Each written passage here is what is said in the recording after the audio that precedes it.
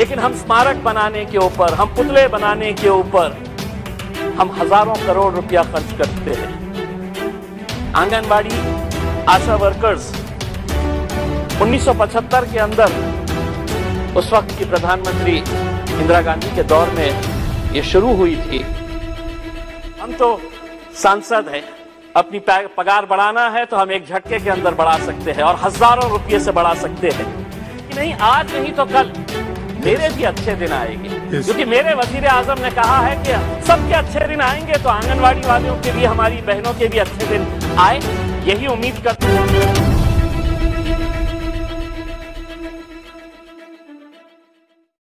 Thank you अध्यक्ष महोदय जी।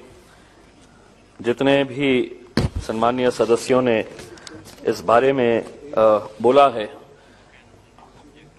तकरीबन सभी मेंबर्स की वही मांग है और मैं भी, हमारे सम्मानीय सदस्य रितेश जी ने जो रेजोल्यूशन मूव किया है, मैं उसका पूरी तरह से समर्थन करता हूं। एक लोक प्रतिनिधि होने की हैसियत से जब भी कोई आंगनवाड़ी सेविका, आंगनवाड़ी वर्कर या आशा वर्कर से मुलाकात होती है तो वो यही बात कहती है कि हमारे लिए कुछ करिए। उसे ऐसा लगता है कि हम लोक प्रतिनिधि है तो बड़ी उम्मीदें हैं और मेरी जिंदगी में अगर कुछ बदलाव आ सकता है तो आप कर सकते हैं। ये अलग बात है कि इसके अंदर कितनी सच्चाई है, हम यहां पर बोलकर तो जाते हैं।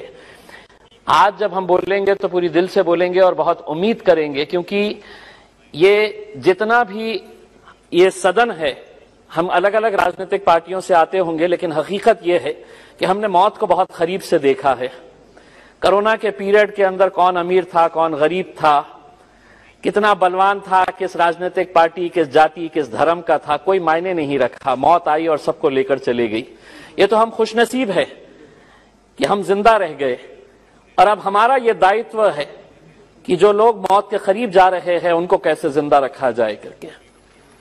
आंगनवाड़ी आशा वर्कर्स 1975 के अंदर उस वक्त की प्रधानमंत्री इंदिरा गांधी के दौर में यह शुरू हुई थी। 38 स्कीम्स इसके जरिए चलाए जाते थे और उस वक्त जब यह स्कीम शुरू हुई थी तो एक आंगनवाड़ी सेविका को महज 225 रुपये ऑनोरेरियम के तौर के ऊपर 1975 के अंदर दिए जाते थे। करीब करीब हम 50 साल आ गए हैं।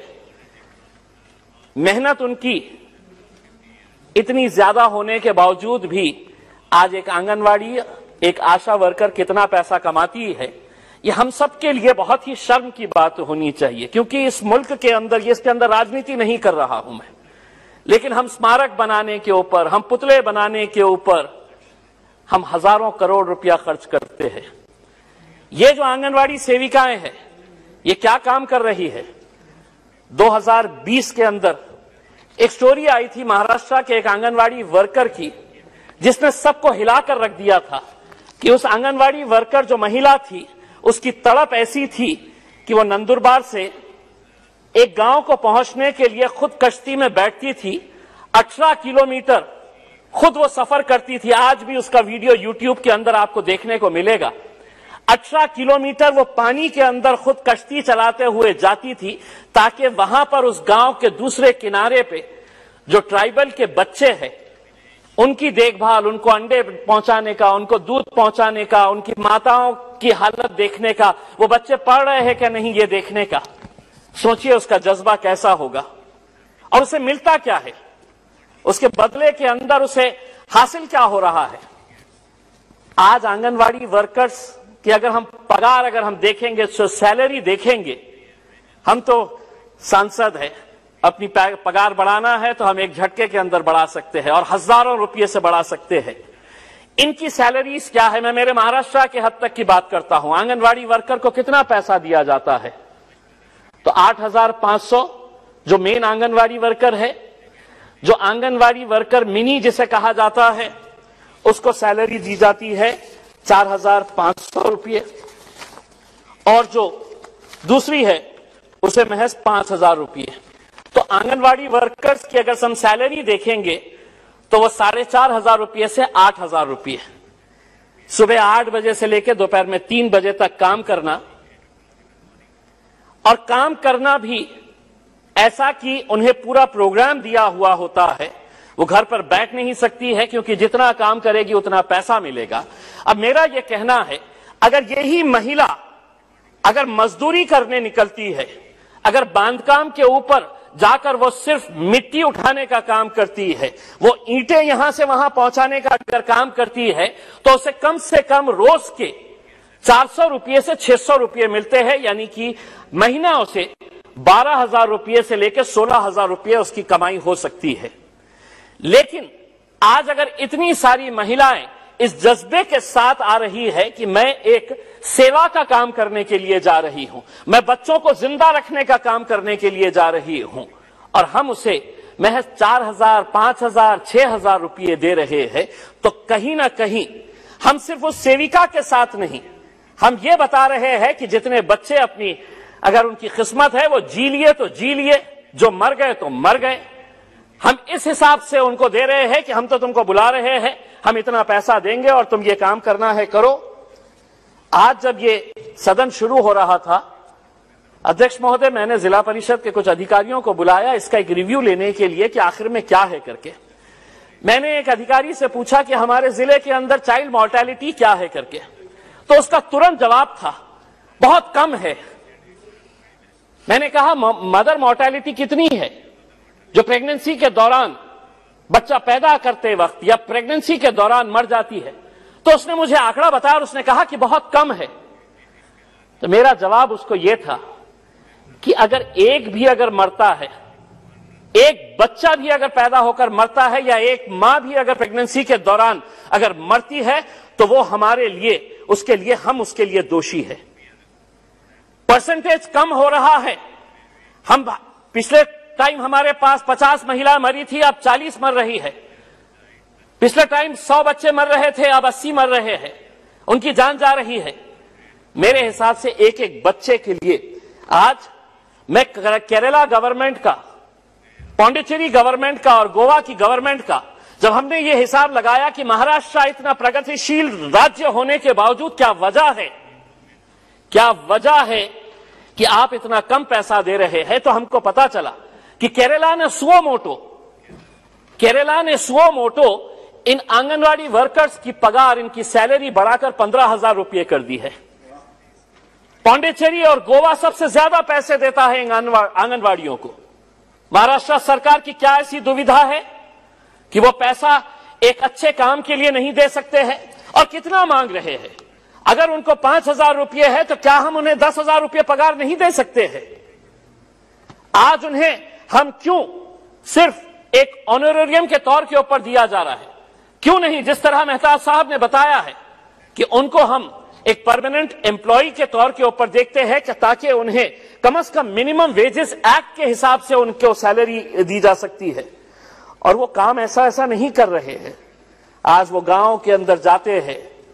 मैं तो ये कहूंगा, मैं सरकार से ये कहूंगा और पूरी ईमानदारी के साथ ये कहूंगा, मेहनत हमारी आंगनवाड़ी वर्कर्स कर रही है, मेहनत हमारी आशा वर्कर्स कर रही है, लेकिन आप अपनी पीठ थपथपा रहे हैं। आप सारा क्रेडिट उनका जो है मुफ्त के अंदर मेहनत वो कर रहे हैं और आप कह रहे हैं कि नहीं, हमने देखिए कितना अच्छा काम किया है। अगर वो ना रहे तो आपके पास सिर्फ मौत के आंकड़े आएंगे।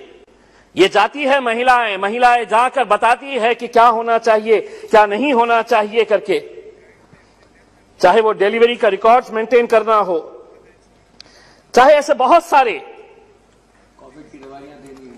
कोविड की दवाइयां हो।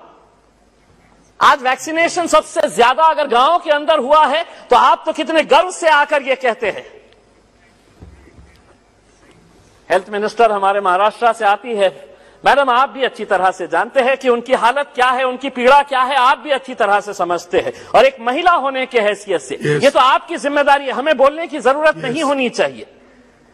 हमें बोलने की जरूरत इसलिए नहीं होनी चाहिए कि यहां पर इस सदन के अंदर, चाहे वो सत्ता में बैठे हुए हो या विपक्ष के अंदर बैठे हुए हैं, उनकी पीड़ा आप अच्छी तरह से समझ सकते हैं, उनकी तकलीफें क्या है आप अच्छी तरह से समझ सकते हैं। लेकिन जानकर भी अगर आप अनजान बने रहना चाहते हैं तो इसके लिए कौन दोषी है? मैं आपसे हाथ जोड़कर यह अनुरोध करना चाहूंगा कि एक बहुत जिम्मेदारी का काम ये लोग कर रहे हैं। अगर हम इन्हें थोड़ा सा और सहारा अगर हम दे देते हैं तो मेरे हिसाब से एक बहुत अच्छा काम जो है वो हो जाएगा। मैं मैडम आपको ये बताना चाहता हूं कि पिछले साल सारे मराठी चैनल्स के ऊपर एक खबर आई थी कि आंगनवाड़ी सेविकाएं जितनी भी है उनको सरकार ने, महाराष्ट्र सरकार ने मोबाइल फोन दिया था, वो चलता ही नहीं था। तो 1 लाख महिला आंगनवाड़ी जो सेविकाएं थी उन्होंने ये तय किया कि हमको ये मोबाइल फोन नहीं चाहिए या आप रख लीजिएगा करके। यानी कि सोचिए कि उसके अंदर भी भ्रष्टाचार, कि आप एक अच्छा काम करने के लिए एक महिला गांव गांव घूम रही है, काम करने के लिए जा रही है और वो फोन जो दिया गया वो फोन ही नहीं चलता था। तो 1 लाख आंगनवाड़ी सेविकाओं ने ये तय किया कि अब हम ये वापस कर देंगे करके, और उन्होंने वापस करने का फैसला लिया है। मेरा सरकार से यही अनुरोध है। मैं सबसे पहले तो इस मामले के अंदर हमारे सम्मानीय सदस्य रितेश जी का बहुत बहुत धन्यवाद अदा करता हूं कि एक ऐसे लोगों की आवाज उन्होंने इस सदन तक पहुंचाई है।